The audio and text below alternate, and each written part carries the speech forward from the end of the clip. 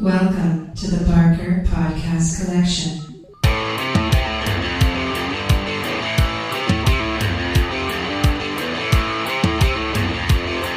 I suck, you suck, I suck at Call of Duty.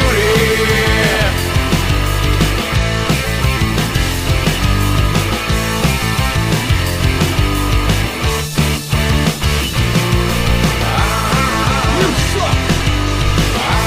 You suck. You suck.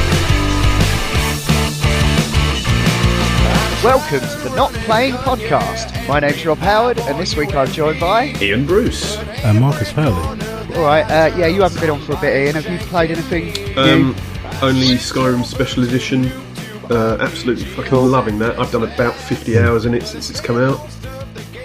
And that's really only playing at the weekends. So, Right. It's a good time to play, you know. That game's the best, I think, when you've kind of got a few hours to chuck it in. So respect to my wife for Can actually feel bettering like you- herself with studying, so I've got free time. Yeah. Sweet! Yeah. Redcheck and I also played Rainbow Six Siege last weekend, which nice. they had a free weekend for that. And Okay. you can either go online and do multiplayer stuff, which is quite good, but it was quite toxic. But there's like a horde mode where you can play as a team against terrorists, and you flip sides, and that was pretty good. I quite liked it actually. I quite liked the gameplay. It felt like proper Rainbow Six, like Rogue Spear type stuff. And even the online stuff was okay, but everybody's been playing it for a while now, so they were all fucking elite ninjas and just owning us with their guns with basic shields over the front of the gun, so you can't shoot them at all. So, but it was. How many aside is that? If I remember correctly, it's 6v6. Yeah, I think it's that, yeah. Cool. Because it's quite sort of tight, sort of house raids Yeah, but and things stuff like that, isn't it? being able to rappel down a wall upside down, that's pretty fucking cool. Yeah. You've got the little drone bots that are on two wheels that you go under doors and scope stuff out. Yeah. That's all. The tech is really good fun, but I just couldn't. I think between us, I certainly came to the conclusion that I couldn't really fork out that much money for a game that we'd just be playing in horde mode, and it wasn't the discount wasn't that much. We also tried Steep last night, the extreme sports game. I kept getting. I've I actually got played a invited demo to the of that. beta of that about 10 It's still times, available I if you think. want to download it. It's about, I don't know, it's only 16 gig or something. We couldn't figure out how to get multiplayer going, and it's just not what I want to do. I suppose if you like SSX or something like that, you'd probably have a really good time with it. But the snow effects look good, but they look good in the last Tomb Raider as well. So Yeah. No, I thought that would be a good sort of one for the PS4, because like just sat past the controller sort of thing. That's how I've enjoyed like SSX yeah, I suppose games. It's a pretty cool like casual, not multiplayer, but I mean I think they have split screen on there. I've only got one controller at the moment, Right. to be honest. Yeah, but you don't reckon that's much cop? It's then? not much. I think it will be a roaring success, genuinely. But it's not going to be something that I play. I can't be asked, to be honest. You feel as though you've done your time with all of the massive amount of winter snowboarding games that came out during the PS1, PS2 era, and sort of PS3. Yeah, I'd like to say yes, but I didn't really like those games then either. I'm just Yeah, well, that's true. I think I was sort of off the back of the Tony Hawk and that sort of stuff, so I kind of dipped into some of the snowboarding games. But I'd rather cycle or skateboard around a park and just like rack up tricks and then pass the pad on the next person. So it's almost like a time trial, even though it's not split screen.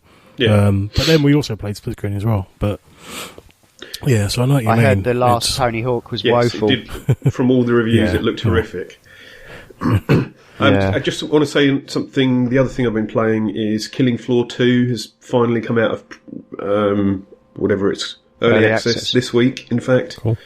We've been playing some more of that, and it's fucking chaos. It's just mad. You can't really have a quick game of it, because even if you have a quick game, it takes you about 2 hours to come down off the adrenaline afterwards.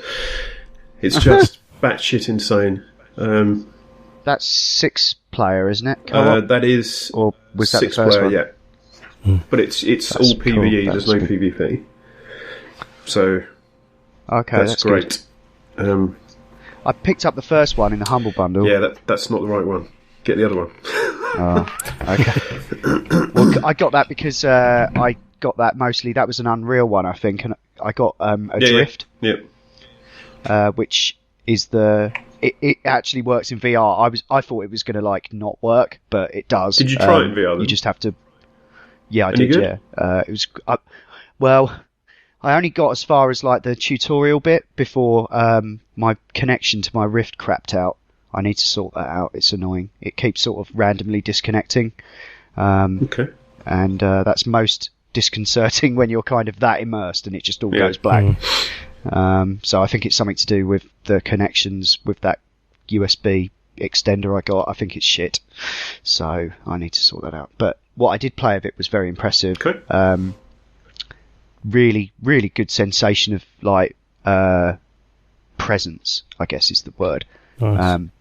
Because you're floating, and when you use the corner triggers to sort of rotate, and the whole curvature of the Earth goes round, you're like, whoa, fuck! It's like holy shit! It really feels like you're in gravity or something. Nice. So yeah, Okay.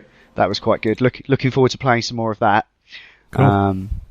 But yeah, I've just sort of mostly been on the PS4 for the last week or so, understandably. But yeah. Just like to quickly say that I know it's been struggling and having some issues, but I logged into my Xbox account and it turns out I've got a shed load of credits on there. So I'm thinking of giving the Titanfall 2 single player campaign a go, because I've been hearing good things about the campaign. I know the game has suffered some stupendously bad timing in when it was released, but apparently a lot of people have been raving about this one player campaign, so I want to see what the fuss is all about. And I figure, why not? Me I've got an Xbox. I might wait until Black Friday because I don't think it's going to make a difference. I think just in case they decide we'll drop the HMV are price. going to do some deals. I don't know if you guys. There is a website called hotukdeals.com. Yeah, it's not a site where you can pick up ladies. It is a site that lists the latest deals, and they've got a big section about Black Friday. HMV are doing Titanfall 2 on the PS4 and Xbox One for £25. Somebody has leaked. I would certainly wait, and this will be out after Black Friday, I'm sure. But it's worth having a look. Yeah. 25 quid for Titanfall 2, that's all right. Exactly. It's got to be worth a laugh anyway. The first one was. I mean, you know, if you pay less for it, you got a good few friends that might play it for a bit, you know. Reduce your costs when you're going into it, and you can just have a bit of a laugh. And that's on Xbox, right? I've got an Xbox One, so I'm going to give it a go on that. I've been hearing some good things about the first player review. Simply because I just wish that they'd done that with the first game. After all the build-up and everything, I think, And the fact that you've got Optimus Prime voicing the Titan doesn't that's badass. That'll just make everything my better. interest a bit.